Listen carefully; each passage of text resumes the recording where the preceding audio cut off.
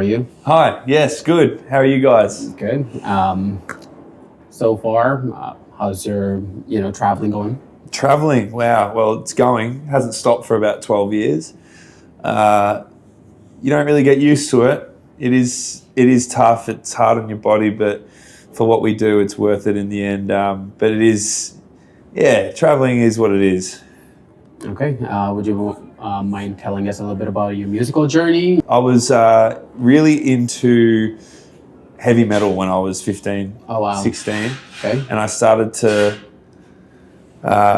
play guitar, Yep. and I was obsessed with metal and metal bands. But I had a sibling, my older sister. She was clubbing in all the Melbourne clubs, and she used to play all this music. And I was like, "What is this?" I was intrigued. I wasn't really that obsessed. And then one day something clicked, and she played this song, and it was this banging underground Melbourne tune, and it just changed my life forever. I couldn't believe what I was hearing. I was like, this is so sick. There's nothing like I'd ever heard anything before, and it was only being produced in Melbourne.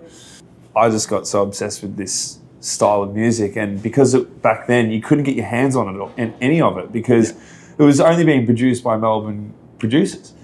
So I was like, well, if I can't get my hands on it and I can't even go out to the clubs to listen to it, I'm just going to make it.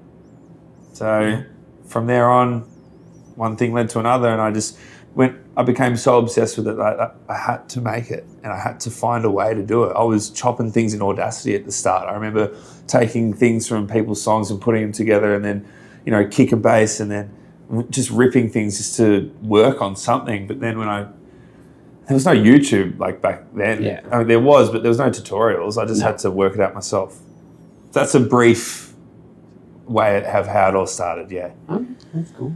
Overall, I know you make a lot of, I guess you have changed your unique sound from, more towards techno. Mm-hmm. And right now, like a lot of techno and trance artists are playing somewhat similar tunes. Yeah. That being said, would you ever dabble in psytrance or make it psytech? Well, I already have many, many songs. Let's go. Vienna. In terms of like side bass lines, so Vienna, Maniac, they're side bass lines. Yeah. Even an old one called Egypt I did. Even older, it was like more Melbourne Bounce though. It was called The Viking, not Viking. Oh no, it was called Viking, not The Viking. It was so old it won't even be online. Okay. But I love Psy stuff, and now that Psy sounds are coming into the hard techno stuff, it works. It really does. Like the banging techno kick with the Psy, it just blows dance floors to pieces. So, but in terms of the psychedelic sounds, I haven't really dabbled too much on that. But I have definitely been influenced by it. Okay. Do you like psytrance? Bit of everything. I listen to almost all genres except dubstep. I stopped. I kind of got out of it. In the beginning. I used to, and I used to listen to I saw you live. First time was Mount Woozy. Yeah, Woozy Mountain. I was talking about it today. The Dubs boys, they're from Toronto. So I said it was one of the best shows. Yeah. That was some amazing. So you did a back-to-back with Timmy Trumpet. I was. Yeah. Good luck doing that today with Timmy. Yeah. So your recent track, Thunder, how was the process of making that and working with a whale? Is that what Aveo, yeah. They send me demos constantly to work on stuff because I think they're great producers and they're making similar sort of sound. And they sent me this track and I was like, dope, I'm going to work on it. And it was just a brief idea of that first sort of hook and lead, and then you can kind of hear the elements that I put on it afterwards, the second and third drop. And I think that's what I love about what I do. You can really tell which bits I did because it's like so distinct. I don't know, I've got a signature and it's just who I am. And every producer's the same, like they've got their own signature because it's who they are and that's how they express themselves. That is true. Yeah. I think all of your tracks do have that signature sound. So you automatically know that, it's me. Yeah. Yeah, it's when you know I'm not lying.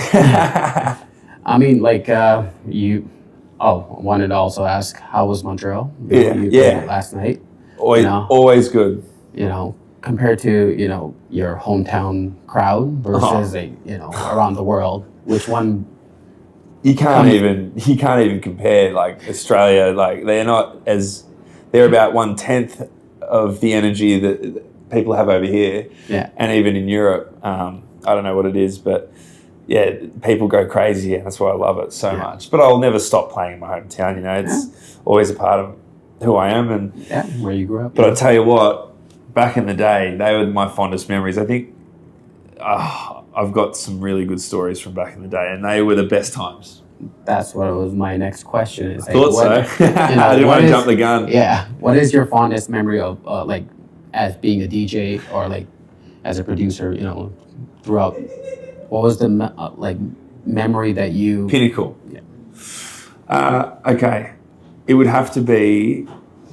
I think I was in Corova, or this dark club in Melbourne, Lady Luck, in Circus, and I walk in, and I'd play there once a week, but I'd walk in there, and everyone was on this same vibration. There's no phones, and the system was just pumping. It was dark. It was late, 5 a.m, and I'd get up, and I'd know that I'd been working on all these songs during the week, and when I'd start playing, people would just lose their mind, and everyone was dancing and frothing, and it was not like these days. You don't get that because everyone needs the phone thing. The moment, it's one of those things that has changed a lot, where you don't go to clubs to enjoy. You just go there to post that you've been there. That's right. It's all a validation thing. Yeah. And so back then, I could name so many times where they were the pinnacle moments of me in my career, and it was just from a feeling. It wasn't from the status I got or how big the crowd was. It was more about the feeling I was having, and it was at Corova, Wawa, and even James Bar at Billboard and Circus Nightclub back at home, and pretty much all of them are no longer. Yeah. And but they were the best days. I cannot explain, especially the transition of music and how it was getting better quality, and it was incredible. Yeah. Mm-hmm. What is one artist that you would like to collaborate with that you haven't done so far? It's a tough one, It's usually vocalists. Yeah. I would love to make a song with MIA. That would be dope. Yeah. Love that style. And we've been doing that stuff for years, that kind of rap, just dirty sort of rap, female over our music, and it really works. So I'd say MIA. Okay. And I know you have talked about a lot of stuff in your, I guess you have been on fitness podcasts and everything, and you're really into your fitness routines. How does that play into you traveling a lot? Does it affect your diet and fitness? Yeah, it is. It is a constant mental struggle because I'm always trying to be on point with my meals and training sessions and cardio and all those things that come into it to keep yourself in good shape. And unfortunately, with our work, it really suppresses that. It really limits you from being your most optimal self. And so sometimes I'm like, I just wish I could get enough sleep in, or I just wish I could get a good meal, and I can't, because I'm at the airport and I'm running around and I'm not getting enough protein in, and it goes on. But I make do. I make it happen. I make it work, So I know, I guess you used to have your record company. Record label, yeah.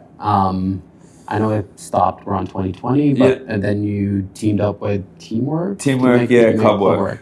Yeah. So I guess that's the new chapter of your transitioning into different genre. Yeah. And how's that going so far? Yeah, great. I mean, I'm not super involved in the label stuff. I try to be as much as possible, but I'm always touring or producing.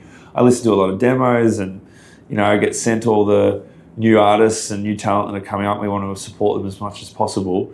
But in this game, you don't lock anyone down anymore, you know? Yeah.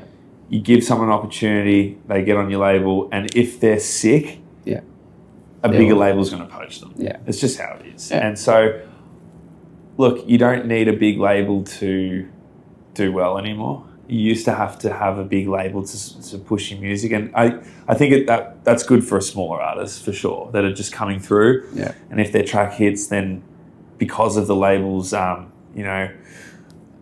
foundation, what's it called, like team and all the database behind them, then it makes sense. But for someone like me that's established, you don't have to release on big labels. I guess that's my view. Yeah, and I guess the final ones are like I guess going to be lightning round. Yeah, go on. So, favorite drink to order? Coke Zero. Your go-to meal when you're sick? Chicken soup. All right. First rave as an attendee? Creamfields 2011 Melbourne. Wow. First celebrity crush? Rachel McAdams, and she's a Canadian. Yeah. So, or Margot Robbie, Aussie. Far out. All-time favorite song? Probably Teardrops by Massive Attack, Strangest Disability, and Strobe. There's 3. Okay. Yeah. Go-to vacation spot? Home. That's true, because you're traveling all the time. So, Yeah. Your guilty pleasure? Cheesecake. All right. Any hidden talents that we should know about? Hidden talents? Yeah. I can do this weird thing with my Adam's apple. I've never known anyone else to do it. I don't know what it is. Yeah. It's just me. I don't think that's very talented, though. What's a hidden talent of mine, Vinny? There's a few. Oh, okay, here we go. I was... the what? Oh, no. That's another stupid talent. I mean, he means actual talent. No, when I was a kid, I used to do aggressive rollerblading. Okay. And I was really serious about it, man. I reckon I've spent more time at the skate park than I have touring in my life. Okay. And I'm going to claim it now because I was only 14 or 12. Yeah. But I won the Australian titles when I was 12 years old for rollerblading. And then I beat all the 14-year-olds too. So I was like a freak. And then I broke my arm 7 times throughout my young career. Yeah. I was just about to get sponsored, but I broke my arm and then I just never went back to it, man. But I'm a really good ice skater then because I can rollerblade. That's good. And that's why I jump up on tables. So I used to jump on rails and shit. That's why I can jump. But I broke my leg, so I can't really jump anymore.